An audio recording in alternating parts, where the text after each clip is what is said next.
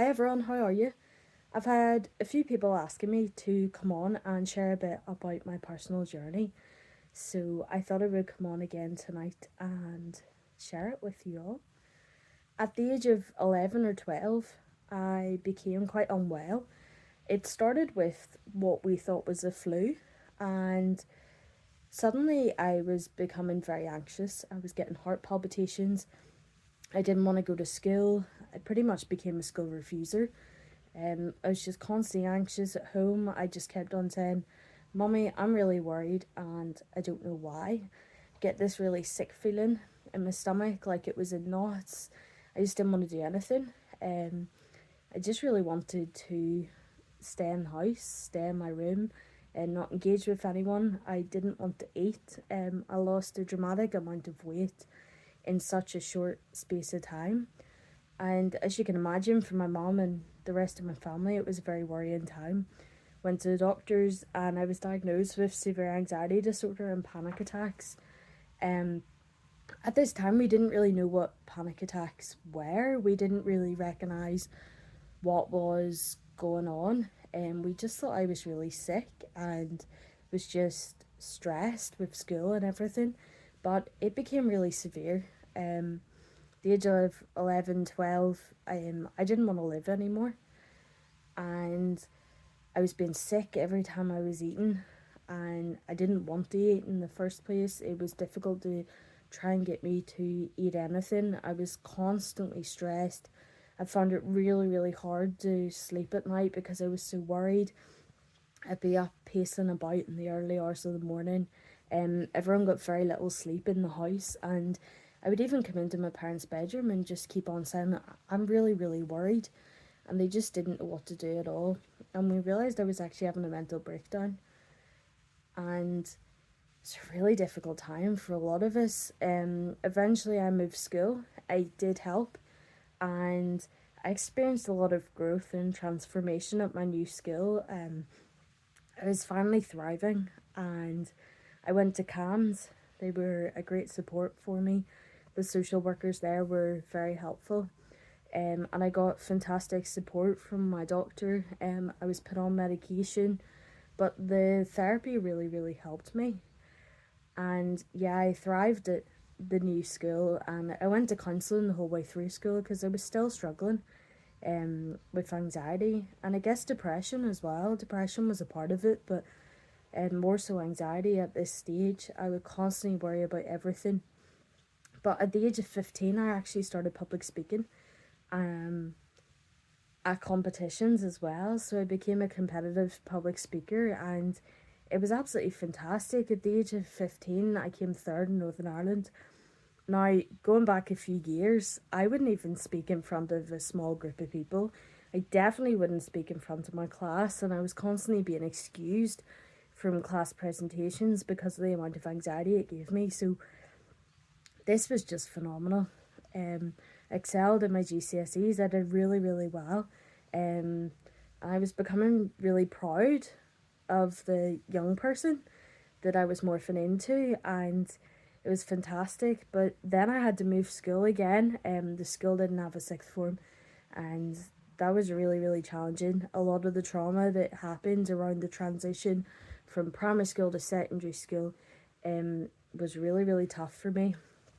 And my A levels were probably the worst time. In fact, they definitely were. They were the worst time I ever experienced with my mental health. I'd always experienced anxiety and depression, but self harm became a part of my journey when I was in lower sixth, and suicidal thoughts as well. And I battled that on and off for 2 years.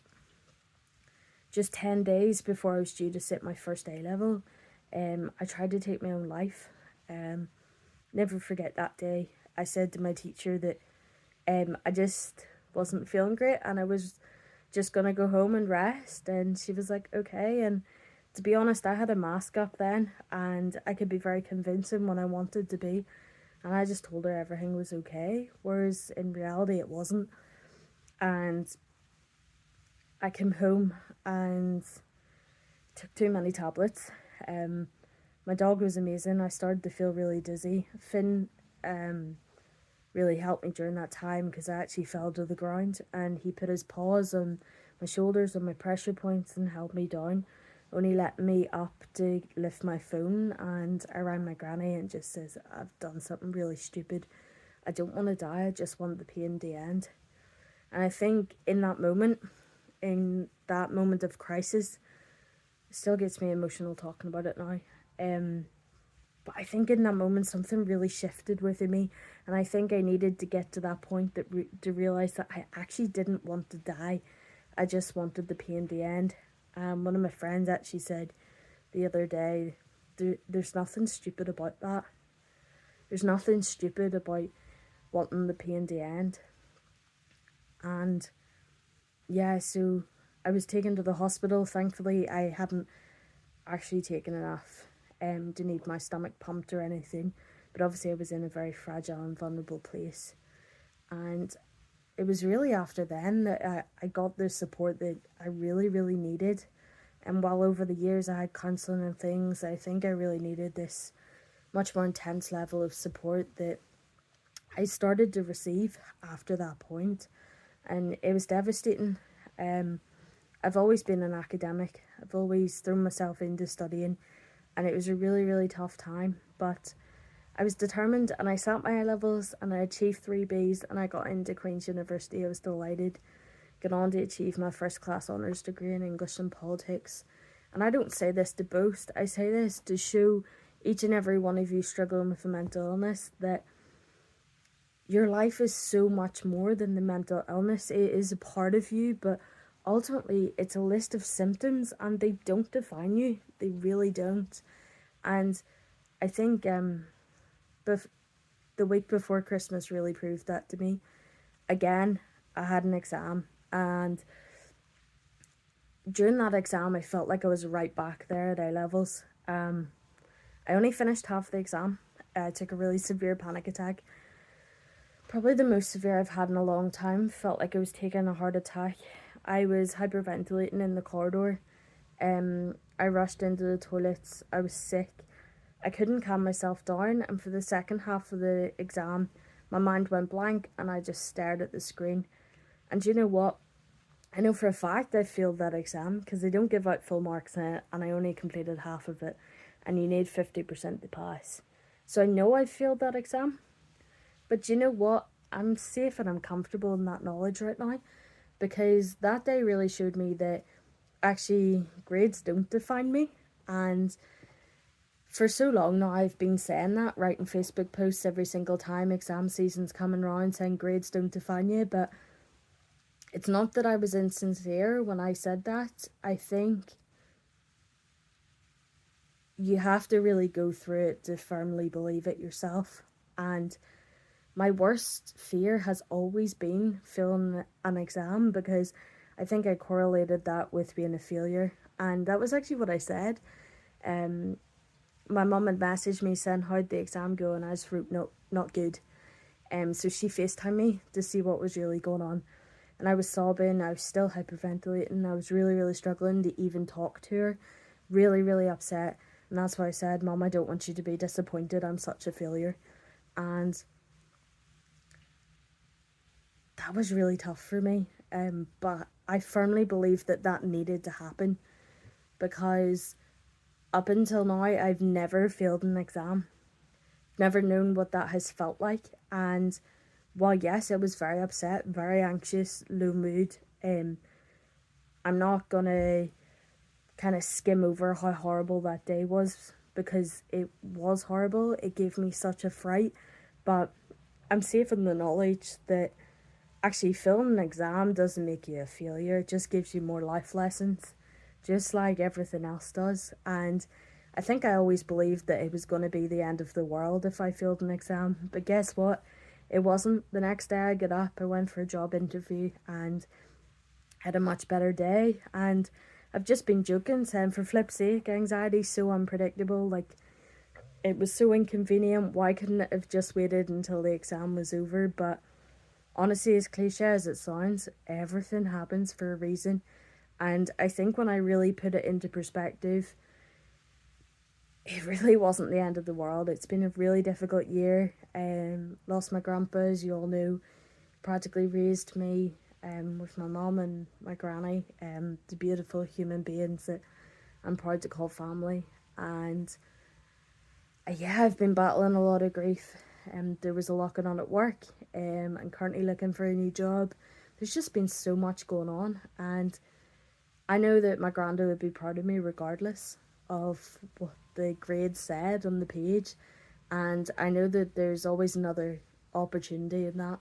And before, I would have let that define my week, my month, my year, my entire kind of mindset. But I think now I've really got a growth mindset, and I acknowledge that the exam is one small part of my journey. It was 2 hours out of an entire 2 year master's degree, and I firmly believe that what is meant to be, and anything that is for me won't go by me.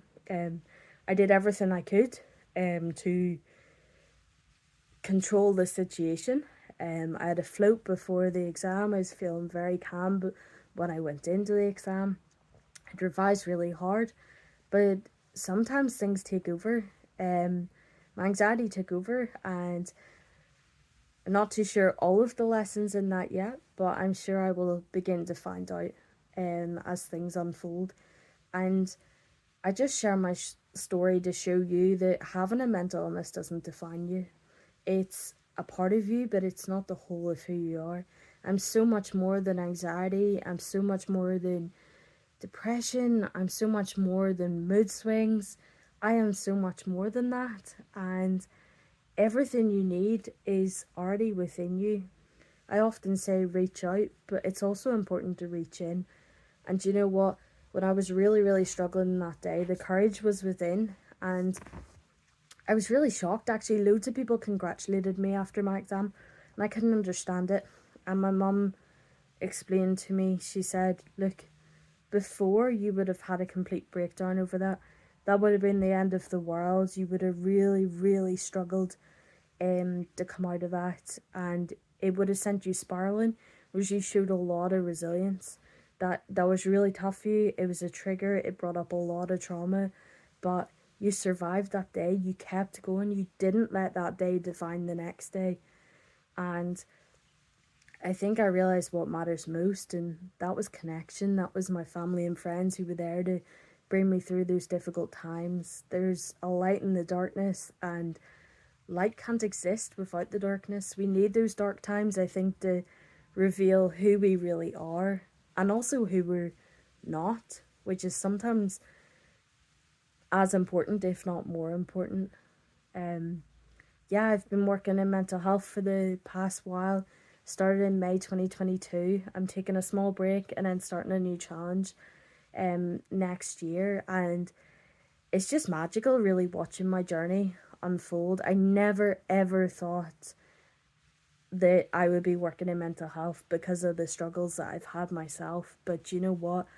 Um, your personal story and your journey, it qualifies you. It gives you such a beautiful outlook in the world. I think when you've been in those dark places, when you've explored the dark recesses of your subconscious mind, you can then begin to help others and empathize on such a deeper level. And it's beautiful. It really is. Life is incredibly difficult and challenging and dark,